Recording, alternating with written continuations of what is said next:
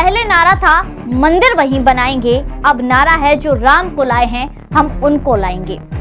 दोस्तों, अगर हिंदुओं पर हमला होता है और हिंदू इसका विरोध करता है तो ये संविधान के खिलाफ है, ऐसा नैरेटिव सेट किया जाता है कि हिंदू तो संविधान का विरोध कर रहे हैं, संविधान के खिलाफ जा रहे हैं। दोस्तों, आज भी भारत में राम, हनुमान, शिव इनके दुश्मनों की कमी नहीं है। आज भी ऐसे लोगों की तादाद भारत में मौजूद है जो बाबर की मानसिकता रखते हैं।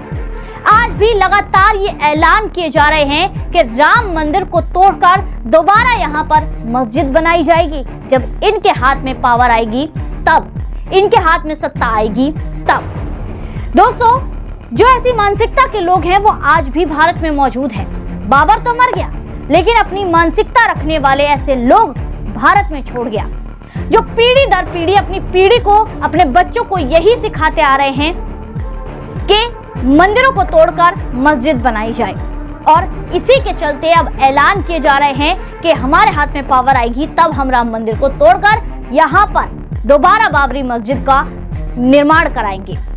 दोस्तों, 1000 साल पहले जो गलती हुई उस गलती को दोबारा ना दोहराया जाए, इसीलिए हमें नव निर्माण कराने हैं और हिंदुओं की चेतना को जागरूक करना है। राम मंदिर का बनना ये हमारे लक्ष्य की ओर पहला कदम है। अभी हिंदुओं का पूरी तरह से जागरूक होना, उनकी चेतना को जगाना बाकी है। तलवार से नहीं बल्कि विचार से हमें हिंदुओं की चेतना को जगाना है, उनका पुनर्जागरण करना है। दोस्तों, आज भारत में बैठा हिंदू और विदेशों में बैठा हिंदू अपने धर्म से, अपनी संस्कृति से जुड़ रहा है। आज हिंदू धर्म के लोग गौरव से देश ही नहीं बल्कि विदेशों में अपनी संस्कृति, अपनी सभ्यता पर गर्व कर रहे हैं। आज हर हिंदू जागरूक हो रहा है, लेकिन अभी भी कुछ ऐसे हिंदू हैं जिनकी चेतना को जगाना बाकी है, ताकि 1000 साल पहले जो इतिहास, जो क्रूर इतिहास भारत की किताबों में लिख दिया गया, भारत के माथे पर लगा दिया गया, मंदिरों को तोड़कर वहां पर मस्जिद बना दी गई, दोबारा ये इतिहास ना दोहराया जाए। क्योंकि आज भी भारत में ऐसे लोग हैं जो इसी मानसिकता को रखते हैं और इसी मानसिकता के चलते भारत की संस्कृति, सभ्यता पर एक खतरे की तरह मंडरा रहे हैं। और ये खतरा तभी टलेगा जब सभी हिंदू पुनर्जागृत होंगे। 15 अगस्त 1947 को आजादी तो मिली, लेकिन जिन हाथों में हमारे देश की सत्ता गई, उन हाथों ने ही हमारे देश के लोगों का एक तरह से कहा जाए तो हमारी संस्कृति का, सभ्यता का गला घोटने का काम किया। उन्होंने गुलामी के प्रतीक चिन्ह को ऐतिहासिक तौर पर, यानी कि ऐतिहासिक धरोहर बनाकर भारतीयों के सामने प्रस्तुत किया और कहा कि यही वो ऐतिहासिक चीजें हैं जो तुम्हें सीने से लगाकर रखनी है, जो अपने माथे पर सजा कर रखनी है। यानी कि ऐतिहासिक धरोहरों के रूप में जो हमारे गुलामी के प्रतीक चिन्ह थे उन्हें बताया गया। लेकिन असल में हर हिंदू, हर भारतीय के, हर हिंदुस्तानी के जो सर पर ये एक कलंक की तरह था कि गुलामी के प्रतीक चिन्ह हमेशा ही पीढ़ी दर पीढ़ी हमें अपनी गुलामी की, अपनी जो है हमारे ऊपर, यानी कि हमारे धर्म के ऊपर जो आघात हुए उनकी याद दिलाती रहे। जैसा कि हमने प्रभु श्री राम के मंदिर के बारे में कहा, 500 सालों से ज्यादा का वक्त लग गया प्रभु श्री राम को फिर से अयोध्या लौटने में। अपनी जन्म स्थली से प्रभु श्री राम इतने दिन दूर रहे, ये सिर्फ और सिर्फ गुलामी के कारण और ऐसे लोगों के कारण जिन्होंने हमारी संस्कृति पर आघात किए, जो गिद्ध की तरह हमारी संस्कृति को नोचते रहे। जब भी मौका मिला तब नोचा, तभी वार किया। दरअसल दोस्तों, जब हमारे देश को आजादी मिल गई तो हर भारतीय के मन में यही चीजें दी गई कि भैया यही तुम्हारे ऐतिहासिक धरोहर है, और गुलामी के प्रतीक चिन्हों को ही उनके माथे पर लपेट दिया गया। दरअसल दोस्तों, ऐसी मानसिकता के लोगों ने कोई कसर नहीं छोड़ी कि भारतीयों को उनकी संस्कृति, उनकी सभ्यता को नीचा बताया जाए। उन्होंने ऐसी ऐसी बातें हर भारतीय के मन में भर दी, हर हिंदू के मन में भर दी कि तुम्हारी जो सनातन संस्कृति है वो बिल्कुल भी दिखाने योग्य नहीं है। अपनी जो संस्कृति है वो तुम दूसरों को मत दिखाओ, तुम छुपा कर रखो। अगर तुम दूसरों के सामने ये व्यक्त करोगे तो तुम्हारी बेइज्जती होगी। और यही कारण है कि दूसरे देशों में जाकर जब हिंदू जाता था तो अपनी संस्कृति, अपनी सभ्यता को दिखाने में हिचकिचाता था।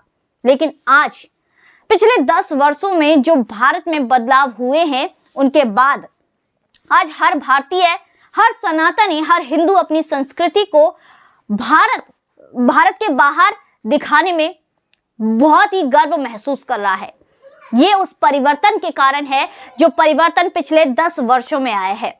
दरअसल पिछले 10 वर्षों में ही जो भारतीय हैं वो बाहर विदेशों में अपनी संस्कृति, अपनी सभ्यता पर गर्व कर रहे हैं और गौरव से खड़े होकर, सीना ठोक कर ये कह रहे हैं कि हाँ, मैं हिंदू हूं, हाँ, मैं भारतीय हूं। लेकिन दोस्तों, इसी बीच आ जाते हैं कुछ ऐसे लोग जो अब भी यहाँ पर भारत में ही रहकर भारत की ही संस्कृति, सभ्यता के खिलाफ बोल रहे हैं। और उन लोगों में जो कई नाम शामिल होते हैं। हाल ही में असदुद्दीन ओवैसी का एक बयान आया जिसमें उन्होंने कहा कि हम अपनी और मस्जिदों को कुर्बान नहीं होने दे सकते। मुस्लिम युवकों से उन्होंने ये आग्रह किया। सीधे तौर पर इन्होंने क्या कहा? दरअसल उन्होंने कहा कि हमें अपनी मस्जिदों को बचाना होगा। तो सीधे तौर पर एक तरह से कहें तो ये एक भड़काऊ बयान है और यहाँ पर इस कम्युनिटी के जो युवक हैं उनको भड़काया जा रहा है कि तुम कैसे भी करके इस चीजों को रोको। लेकिन यहाँ पर फर्क इतना है दोस्तों, हिंदू और इन लोगों में, कि यहाँ पर हिंदू ने अपनी लड़ाई लड़ी और जिस संविधान का ये लोग हवाला देते हैं कि तुम जो भी करोगे, अगर विरोध करोगे तो ये संविधान के खिलाफ है, उसी संविधान के तहत, उसी सुप्रीम कोर्ट के फैसले के बाद अपने मंदिर को लिया और वहां पर श्री राम का भव्य मंदिर तैयार किया। लेकिन यहाँ क्या कह रहे हैं कि अब जो मस्जिद 500 सालों से थी उस मस्जिद को तोड़ दिया गया। कौन सी मस्जिद? जब यहाँ पर दोस्तों सुप्रीम कोर्ट का फैसला आया उससे पहले पूरी जांच परख की गई और जो डॉक्टर बीबी लाल थे उनके पूरे यहाँ पर नेतृत्व में एएसआई टीम ने पूरी जांच की, खुदाई की, जिसमें एक मुस्लिम भी शामिल थे जो कि डॉक्टर के मोहम्मद थे।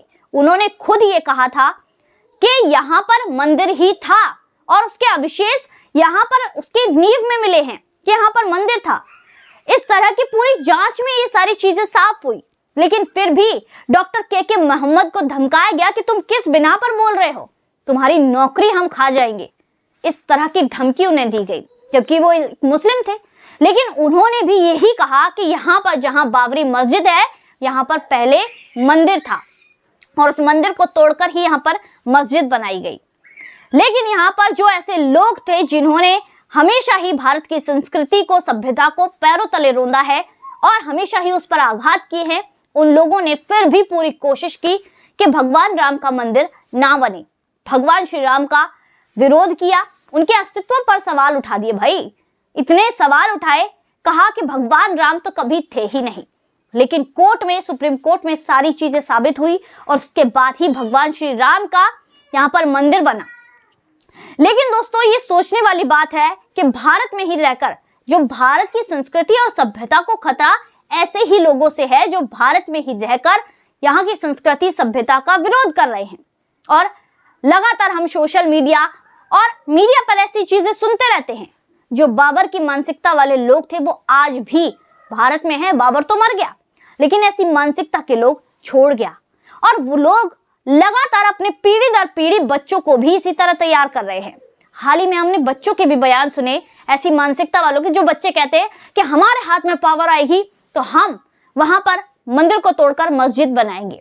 हाँ, मैं तोड़कर बनाऊंगा। इस तरह ऐसे बच्चों के बयान भी हमने सोशल मीडिया पर देखे हैं कि मंदिर को तोड़ेंगे और वही मस्जिद बनाएंगे जब हमारे हाथ में पावर आएगी। तो ये कैसी मानसिकता है? ये बाबर की ही मानसिकता है। और जब तक भारत में ऐसे लोग मौजूद हैं तब तक भारत की संस्कृति, भारत की सभ्यता पर खतरा मंडरा रहा है।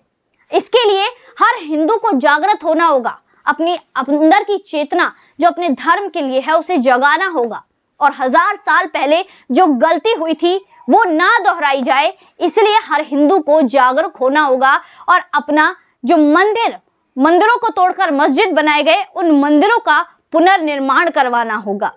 लगातार ऐसा तभी हो सकता है जब हर हिंदू जागृत हो जाए और अपने धर्म के लिए इस लक्ष्य को लेकर कि हमें हमारे धर्म को पूरी तरह से बचाना है। जो खतरा हमारे धर्म के सर पर, हमारी भारत की संस्कृति के सर पर मंडरा रहा है, उस खतरे को दूर करना है।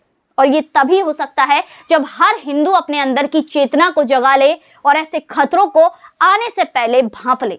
जिस तरह के खतरे अब लगातार हमारे देश में धीरे धीरे और भी ज्यादा अंकुरित हो रहे हैं, पनप रहे हैं, जो भारत की संस्कृति, भारत की सभ्यता से घृणा करते हैं। क्योंकि दोस्तों हमने देखा है कि ऐसे लोगों की तादाद हमारे देश में भी बढ़ रही है। हमारे जब भी रामनवमी की यात्रा हो या हनुमान जयंती की यात्रा हो, हमारी जो भी रथ यात्राएं होती हैं उन पर पथराव किया जाता है, जिसके बाद होता क्या है, होता वही है कि यहाँ पर हिंदू अगर आवाज उठा ले तो कहा जाता है कि ये तो संविधान के विरोध में आप काम कर रहे हैं, आप ऐसे आवाज नहीं उठा सकते। यानी कि दूसरे लोग चाहे हिंदुओं पर कितने भी अत्याचार करें, उनके त्योहार मनाने पर भी अंकुश लगाने की कोशिश करें, उनके त्योहारों में विघ्न डालें, लेकिन उनके ऊपर कोई कार्यवाही नहीं की जाती। जिसका जीता जागता उदाहरण हमने पश्चिम बंगाल में देखा कि किस तरह पथराव किया गया और उसके बाद लगातार यहाँ पर ऐसी चीजें लाई गई, पूरी कोशिश की गई कि हिंदू ही यहाँ पर जो है, हिंदुओं ने ही यहाँ पर लड़ाई शुरू की, हिंदू ही यहाँ पर हिंसक हुए, इस बात को बताने की, साबित करने की पूरी कोशिश की गई। लेकिन दोस्तों यहाँ पर इससे पहले भी कई यहाँ पर जो पहले सरकारें रही हैं, उन्होंने नियम लाने की कोशिश की गई है कि भाई चाहे हमला कोई भी करे, दोषी हिंदू ही होगा। इस तरह की भी कोशिशें भारत में हुई। लेकिन यहाँ पर दोस्तों हम सभी जानते हैं कि जब तक ऐसी मानसिकता के लोग भारत में हैं, तब तक भारत की संस्कृति, सभ्यता, सनातन संस्कृति पर हमेशा ही खतरा मंडराता रहेगा, जिसके लिए हिंदुओं को अपनी चेतना को जगाना होगा। मेरी ये वीडियो आज सभी हिंदुओं के लिए एक आवाज बनके आपके सामने प्रस्तुत हुई है, थिंक टैंक के इस मंच के माध्यम से। मैं हर हिंदू जो भी मेरी इस वीडियो को देख रहा है, हर भारतीय से हाथ जोड़कर ये प्रार्थना करती हूँ कि इस वीडियो को ज्यादा से ज्यादा शेयर करें और हिंदू की जो सोई हुई चेतना है उसको जागरूक करने में मेरे साथ इस मुहिम में शामिल हो और इस वीडियो को आगे से आगे शेयर करें। क्योंकि जब तक हिंदू जगेगा नहीं, अपनी चेतना को नहीं जगाएगा, तब तक हमारी संस्कृति, हमारी सभ्यता पर इसी तरह खतरा मंडराता रहेगा और हजारों साल पहले जो गलती हुई थी वो गलती दोबारा दोहराई जाएगी। इसलिए हिंदुओं को जागरूक होना होगा। तो दोस्तों आज की वीडियो में बस इतना ही, फिर मुलाकात होगी ऐसी वीडियो के साथ। तब तक के लिए देखते रहिए थिंक टैंक।